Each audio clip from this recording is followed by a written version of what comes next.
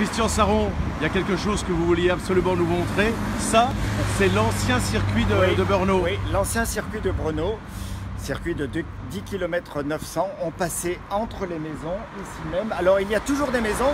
Par contre, elles n'ont rien à voir avec ce que c'était à l'époque. C'était des immeubles, des cages à lapins sous le régime communiste qui étaient beaucoup plus proches. Là, évidemment, on a élargi la piste, la route. On a des trottoirs qui sont larges. Imaginez ici cet espace réduit de moitié avec des immeubles au bord et ces courbes très rapides ici où on passait à plus de 200, bien lancés. On était vraiment entre les murs avec des poteaux également, avec tout ça, donc on risquait évidemment notre vie. Et on continuait tout droit avant d'attaquer un freinage angle droit, première, pour repartir sur une zone dans les champs et après dans la forêt et redescendre de l'autre côté, mais on va passer tout à l'heure devant l'ancien paddock. Et vous disiez qu'il fallait vraiment beaucoup de moteurs hein, ici, certains Français ont brillé grâce à ça. Évidemment, certains Français ou étrangers, mais disons qu'il fallait ici du moteur.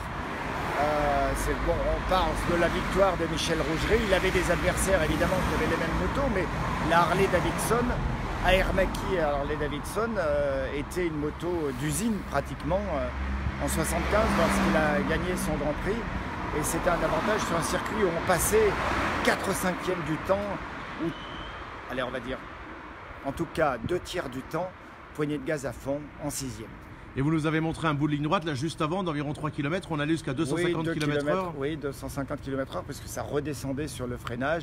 Il y avait ensuite, après cette épingle à droite, enfin cette épingle, ce virage à angle droit en première, on était une longue zone, un long moment encore, tout à fait à fond, le 6e. Donc sur les 10 km 900, on va dire qu'il y avait bien 6 km tout à fait à fond en 6e. Donc vous imaginez, c'était un circuit qui était à la fois très dangereux mais très rapide.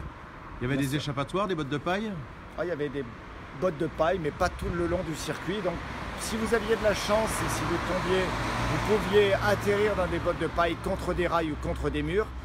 Avec un peu moins de chance, eh bien, c'était directement dans les murs.